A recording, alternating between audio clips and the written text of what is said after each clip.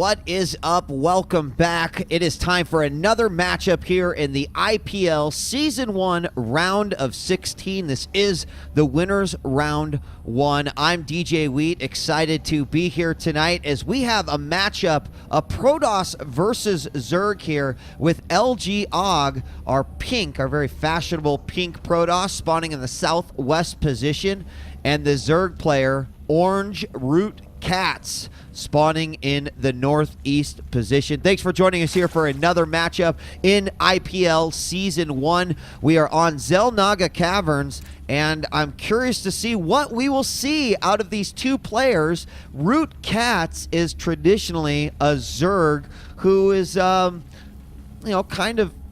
Hold on one second. Katz is actually building two Overlords right now. I'm sure that cannot be... This could be a DJ Wheat build right here. Not intentional at all. I don't know. We'll have to see. He's at 12 of 26. And I'm not sure that he... I think... Yeah, I'm not sure that was actually supposed to happen here as I sit in a little bit of amazement here. Agh is coming in and going, okay, well, there's no hatchery, so the pool must be up.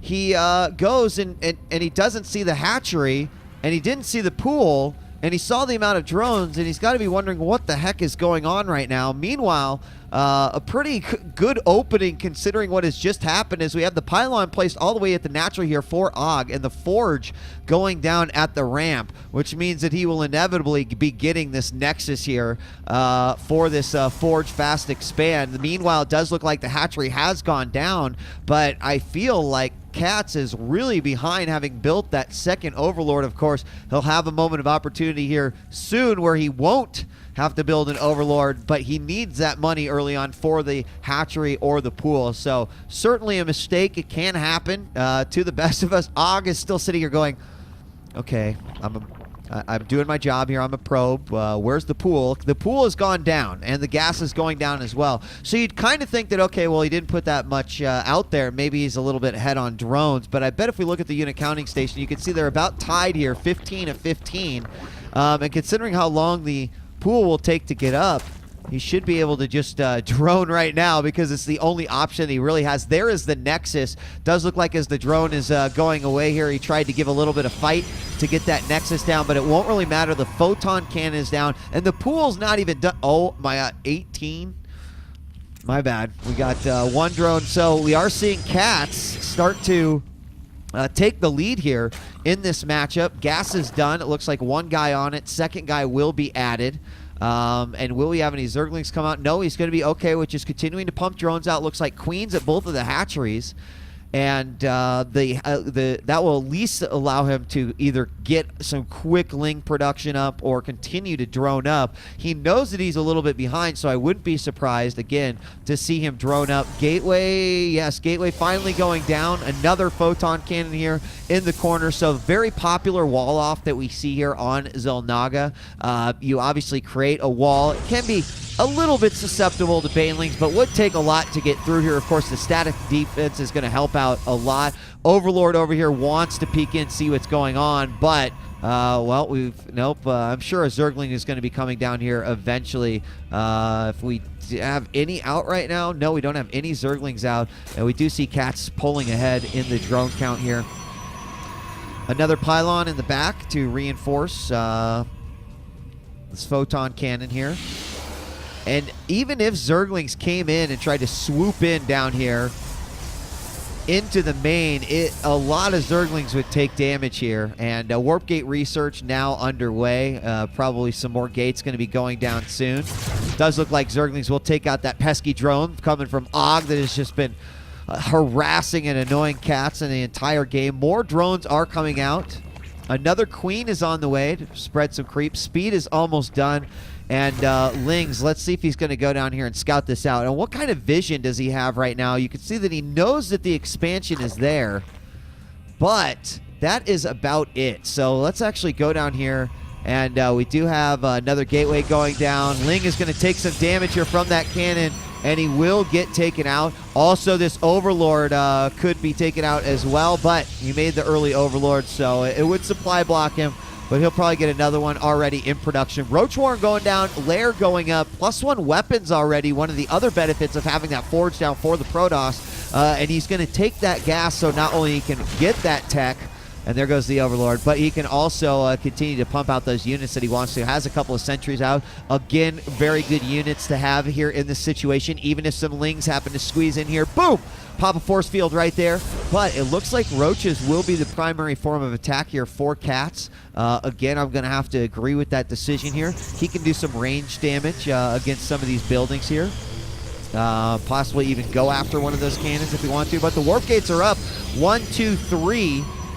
8 Roaches now on the way. Lair Tech about ready to be introduced here out to the field. And Roaches look like they are going to march their way down the field. So could see, actually he's just going to go ahead and work on that gold. So possibly KATZ just trying to pull ahead right now, realizing that what happened early on certainly put him back. And this is a build that we saw a lot of as of late here, where the Roaches into the burrow tunneling claws, and then the speed will come into play. Now, typically an opening like this, you're not going to have a robo right away, this is going to work out even better for him because AUG is putting down a Twilight Council. There's the robotics facility. That will be crucial here. We do have a hallucinated Phoenix going out across the field, get some more scouting information. It actually eluded me. Oh, did he see those Roaches? I don't think he saw those Roaches. Did see the creep spread going up, and so he's not going to see any army here for ROOTCatZ. As you can see, he does have a fair number of Roaches and will try to go forward for an attack here. Already this base going down as well.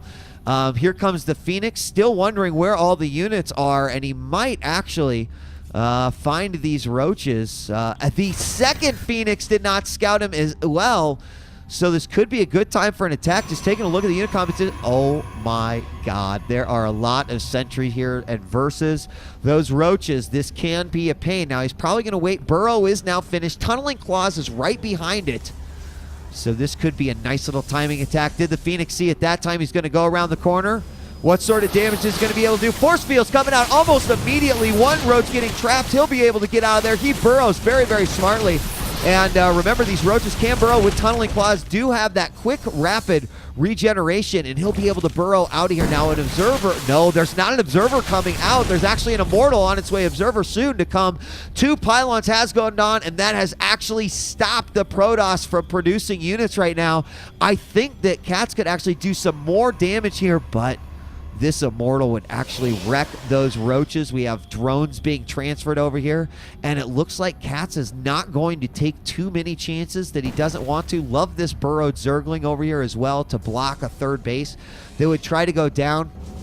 The one disadvantage that you're immediately seeing to a build like this and a Sim City like this is that you can see this army is like, it's one of those really bad Japanese subway videos where everyone's trying to get in the same car and they're trying to get out at the same time. Now, while an attack's not coming, it's not going to be that big of a deal, but something he's going to want to think about. Let's take a look at upgrades right now. We do have a +1 attack coming, missile attack. We have Groove Spines going, but +2 already started and well underway for AUG right now, so he will have the advantage as far as upgrades go. That base will likely get occupied as well by KATZ. He's got his gold up and running very nicely, so he does have an advantage over here. If we take a look at the income tab, Spire about to complete as well. 12 Hydras on the way. Zerg is certainly shot ahead here in income. We're about even on Harvesters, and Roaches are going to come in here while this third trying to get established. He did manage to take that out.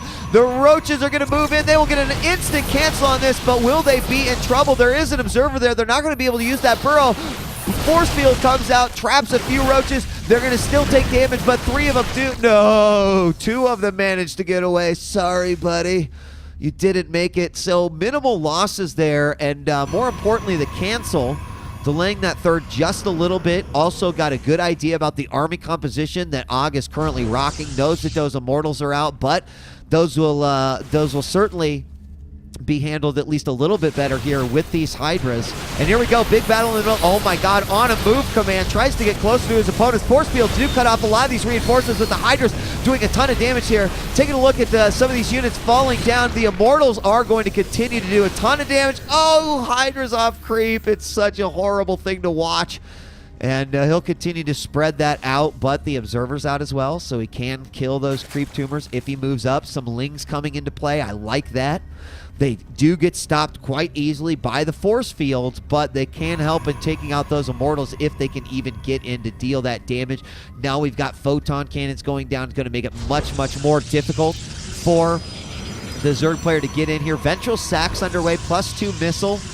We do have a robotics bay underway as well. Let's take a look at some of Ogg's base here. A couple more gateways going down.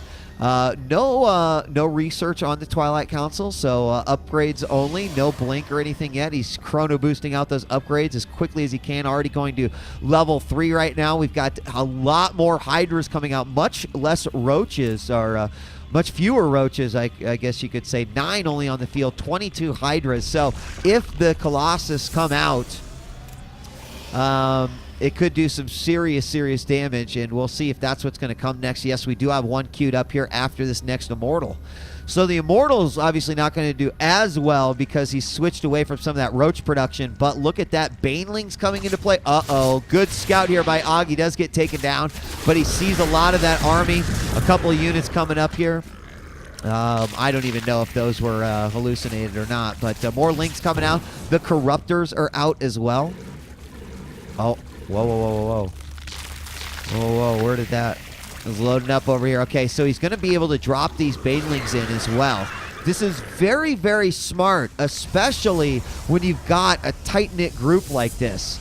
Also, the force fields will make it very difficult for the Banelings to reach their destination. So what Zerg players are discovering is that by dropping Banelings, similar to what you would do versus a Terran Bio army, by dropping Banelings on top, you're going to be able to maximize the splash damage that these Banelings do. I mean, a couple of Banelings right here in the middle of all these sentries would just do a massive amount of damage. So right now, I do feel like this is a pretty solid army composition here for KATZ. It's all going to come down to how he's actually going to play it out. Now, he is maxed right now, so he really wants to attack. Right now, the Protoss player not quite maxed. The static defense will also make a huge difference. You can see Stalkers spread out as well. He's anticipating a possible drop from those Overlords. It's typically what is indicated there when you see a lot of Overlords flying together like that. And he's going to fight in the middle of his defense. He doesn't let anything in. The Banelings, where are they going to drop? He is going to start to drop them, but they are stopped by those force fields, actually not doing a whole lot of damage there to those units. We will see these Corruptors come out. They are focused fire, and look at that army just disintegrate there. That was not a good battle here. He's going to come back in for more. They do manage to snipe off one Immortal. Not the best fight position there for KATZ. He's going to try to come around and harass the mineral line here. A lot of these units. Oh, that's a great position there for KATZ. Doing a ton of damage with those Hydras, but in comes the Colossus. Oh, they're just melting those Hydras on the ledge. He's got to watch out. He's just giving away. He's just donating those units right now. Another Colossus does come out. They will take out another pylon. What is on the way? 13 Roaches, Infestation Pit coming down. More Colossus on the way as well. Do not see any more Corruptors coming. It looks like KATZ is going to retreat. Now, I did not like that fight. If you do look, he managed to take out quite a few of those sentries, but I feel like the Baneling bombs would have been much more effective with the rest of his units there. I know that's a big old Captain Obvious moment right there, but if you go back and watch it again, you just saw him go, well, I got to do something with these Overlords. He's probably not going to be able to snipe the ones with units. And in all fairness, he did take out some sentries. So force field's going to be less of a problem here, but does he have Corruptors at all? He does not, and he could come in here right now and just attack into this. He doesn't really have anything to deal with those Colossus. Here come two Corruptors right now. He's going to have to protect those Hydras with everything that he's got.